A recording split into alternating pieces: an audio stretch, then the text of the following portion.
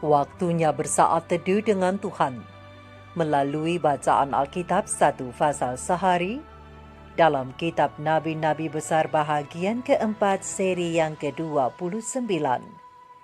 Kitab Yehezkiel pasal 29, nubuatan-nubuatan melawan bangsa-bangsa dengan perikop, nubuatan melawan Mesir dan Firaun, dan Mesir menjadi upah Nebukadnezar. Mari baca Alkitab, mari dengar Alkitab, dan mari lakukan apa yang Allah firmankan di dalam Alkitab. Maka iman dan pengharapanmu tidaklah sia-sia. Tuhan Yesus Allah Putra, Alfa dan Omega memberkati, dan Allah Roh Kudus akan menuntun untuk memahami. Salam kasih dan doa dari Rumah Produksi Endang Silitonga Tanjung Bible Audio Ministry. Mari memulainya dengan doa dalam hati.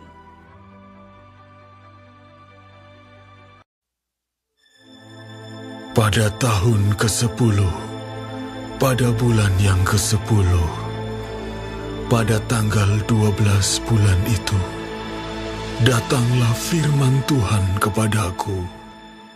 Hai anak manusia, tujukanlah mukamu kepada Firaun, Raja Mesir, dan bernubuatlah melawan dia, dan melawan seluruh Mesir. Berbicaralah dan katakan, beginilah firman Tuhan Allah. Lihat, aku menjadi lawanmu, hai Firaun, Raja Mesir, buaya yang besar, yang berbaring di tengah anak-anak sungaimu, yaitu Nil, dan yang berkata, sungai Nil aku punya, aku yang membuatnya. Aku akan mengenakan kelikir pada rahangmu, dan membuat ikan dari anak-anak sungaimu berlekatan pada sisikmu. Aku akan mengangkat engkau dari tengah anak-anak sungaimu dengan segala ikannya yang berlekatan pada sisikmu, dan aku akan melemparkan engkau ke padang gurun. Ya, engkau dengan segala ikan anak-anak sungaimu. Engkau akan jatuh di padang dan tidak akan dipungut atau dikubur. Aku memberikan engkau menjadi makanan binatang-binatang liar dan burung-burung di udara. Dan semua penduduk Mesir akan mengetahui bahwa akulah Tuhan. Oleh karena engkau ibarat tongkat bambu bagi kaum Israel. Pada saat mereka memegang engkau dengan tangan, engkau patah terkulai dan engkau melukai bahu mereka semua. Dan waktu mereka bertopang padamu, engkau patah dan engkau membuat mereka semua terhuyung-huyung. Oleh sebab itu, beginilah firman Tuhan Allah. Sungguh, aku mendatangkan pedang atasmu dan melenyapkan manusia dan binatang daripadamu, sehingga tanah Mesir akan menjadi sunyi sepi dan menjadi reruntuhan, dan mereka akan mengetahui bahwa akulah Tuhan, oleh karena engkau berkata, sungai Nil aku punya, aku yang membuatnya. Maka sungguh, aku menjadi lawanmu dan lawan anak-anak sungaimu, dan aku akan membuat tanah Mesir menjadi reruntuhan dan menjadi sunyi sepi, mulai dari Migdol sampai Siene, bahkan sampai perbatasan tanah Ethiopia. Tidak seorang manusia pun akan melintasinya, bahkan seekor binatang pun tidak, dan tanah itu tidak akan didiami selama 40 tahun. Aku akan membuat tanah Mesir menjadi sunyi sepi di tengah negeri-negeri yang sudah dimusnahkan, dan kota-kotanya akan menjadi sunyi sepi di tengah kota-kota yang diruntuhkan selama 40 tahun. Aku akan menyerahkan orang Mesir di antara bangsa-bangsa dan menghamburkannya ke semua negeri. Sebab beginilah firman Tuhan Allah. Pada akhir ke-40 tahun itu, aku akan mengumpulkan orang-orang Mesir dari tengah bangsa-bangsa di mana mereka berserak.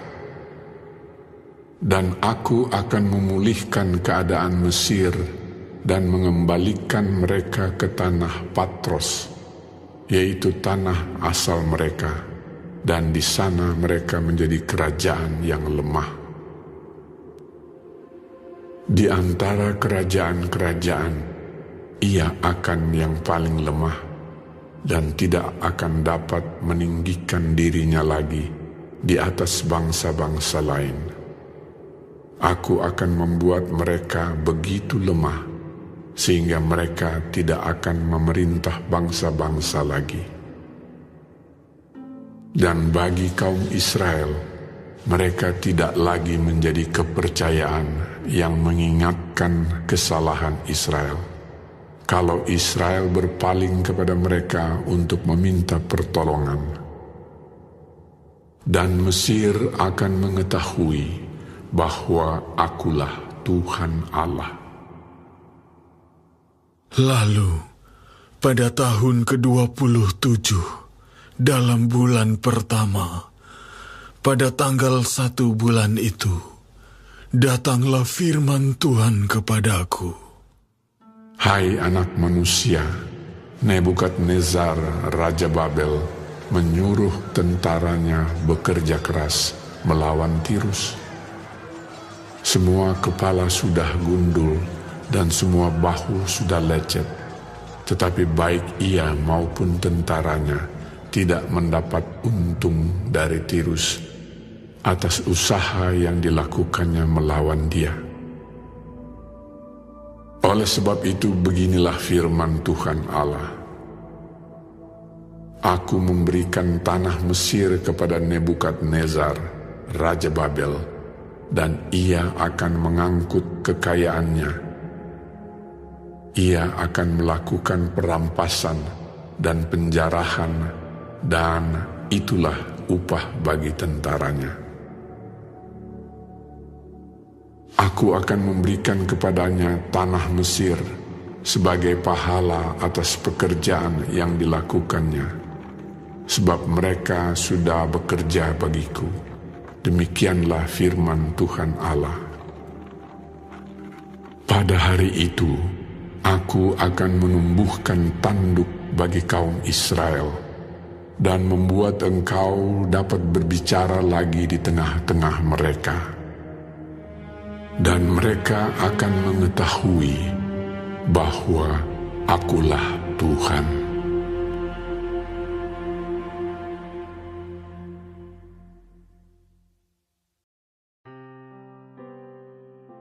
Kita telah menyelesaikan bacaan Alkitab satu fasal sehari dalam kitab Yehezkiel fasal yang ke-29.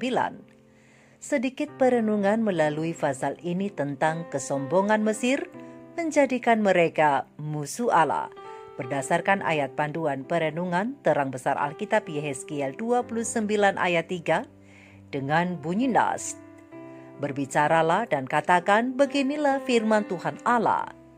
Lihat, aku menjadi lawanmu, hai Firaun, Raja Mesir, buaya yang besar yang berbaring di tengah anak-anak sungaimu, yaitu Nil, dan yang berkata, Sungai Nil aku punya, aku yang membuatnya. Sahabat-sahabat firman, sahabat surgawi yang dikasihi oleh Tuhan di mana saja Anda berada. Tuhan Allah sangat tidak suka dengan yang namanya kesombongan. Oleh sebab itu, barang siapa menyombongkan dirinya, maka ia akan menjadi lawan atau musuh Allah. Dan Allah akan membuat perhitungan dengannya untuk hal itu. Dan dalam pasal ini, bangsa Mesir dan Raja Firaun dituduh oleh Allah telah menyombongkan dirinya.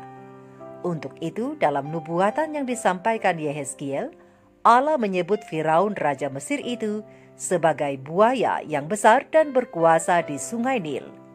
Kita tahu, sahabat-sahabatku, bahwa buaya adalah raja sungai atau binatang buas yang berkuasa di sungai. Ia memiliki gigi dan rahang yang kuat, dan bila sudah mencengkram korbannya, maka korbannya itu tidak akan bisa terlepas lagi. Belum lagi kulitnya yang keras dan berbuku, dan hentakan ekornya yang dapat mencelakai musuh ataupun mangsanya. Demikianlah Firaun memperlihatkan kesombongannya, bahkan ia juga berkata bahwa Sungai Nil dibuat olehnya. Dan oleh karena kesombongannya yang keterlaluan itu, maka Allah menghancurkan Mesir hingga menjadi reruntuhan dan menyerahkannya kepada Raja Nebukadnezar, Raja Babel. Sahabat-sahabat firman, sahabat-sahabat surgawi, mengenai Babel atau Babilonia bukanlah satu-satunya kekuatan di mana Yerusalem pada zaman Yehezkiel telah melacurkan dirinya. Namun dengan Mesir juga. Orang Mesir telah berbalik melawan Yehuda seperti yang dilakukan oleh orang Babilonia. Dan bagi Yerusalem atau Yehuda, Mesir menjadi seperti tongkat bambu di sepanjang tepi Sungai Nil. Dapatkah Yehuda bersandar padanya setelah ia jatuh? Tidak. Tapi Mesir akan membayar harga yang dianggapnya berasal dari dirinya sendiri. Padahal itu berasal dari kekuatan penciptanya. Bagaimanapun juga, semua orang akan tahu bahwa Allah adalah pencipta Sungai Nil dan bukan Mesir ketika mereka melihat kota-kotanya menderita selama 40 tahun. Begitulah, dalam kebangkitan dan kejatuhan bangsa-bangsa, kita dapat melihat tangan ilahi yang penuh dengan kuasa. Jalannya memang penuh misteri, tetapi tidak sembarangan atau hanya berdasarkan perasaan saja. Dan pada akhirnya, semua akan tahu Allah dan siapa Dia sebenarnya. Oleh karena itu, pena ilham ilahi roh nubuat manuskrip and letter volume 13 tahun 1898 bab 40 alinea yang ke-20 mengatakan nasihat ilahi bahwa ketika Allah memberi kemakmuran kepada masing-masing orang, maka mereka harus berhati-hati dalam mengikuti imajinasi hati mereka sendiri. Jangan sampai mereka membahayakan kesederhanaan iman mereka dan akhirnya memperburuk pengalaman rohani mereka. Jadi sahabat-sahabatku, hikmah dari pelajaran dalam pasal ini yang dapat diambil adalah tidak ada yang perlu disombongkan dalam hidup ini. Sebab jika kita masih ada hingga saat ini dan memiliki segala kekuatan dan segala harta benda sebagai kemakmuran, ingat, semua itu hanya karena kebaikan Allah dan bukan karena kehebatan kita. Oleh karena itu, pergunakanlah semua yang Allah berikan untuk kemuliaan bagi namanya.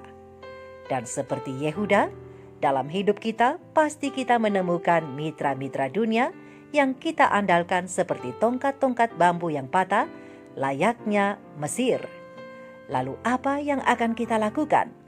Akankah kita bersandar pada lengan Tuhan yang kuat yang tidak terlihat, atau tetap membiarkan pandangan kita terarah kepada manusia yang begitu menguasai kita?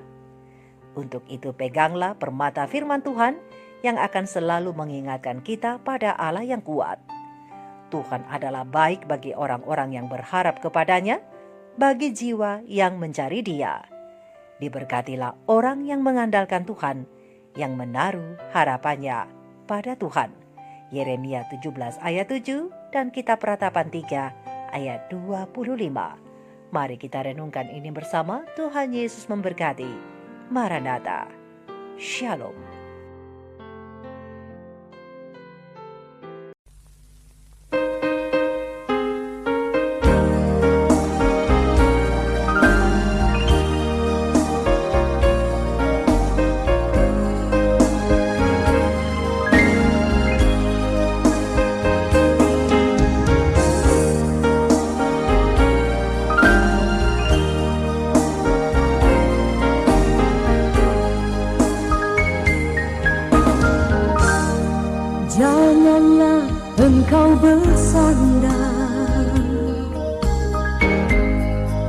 kepada kekuatanmu,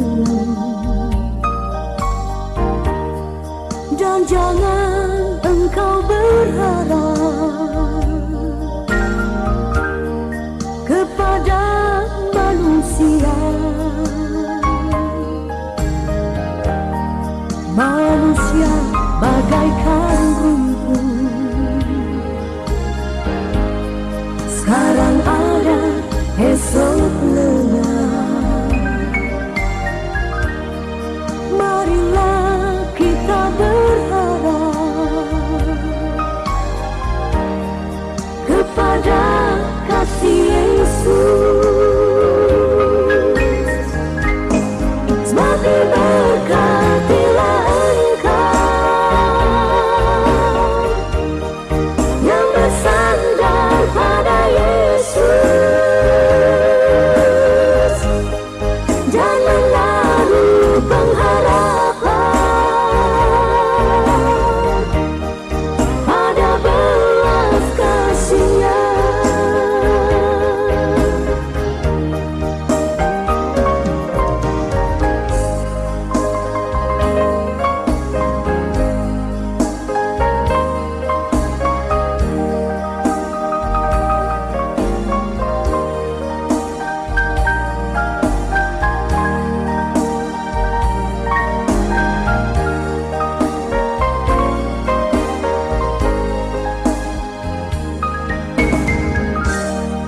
Janganlah engkau bersandar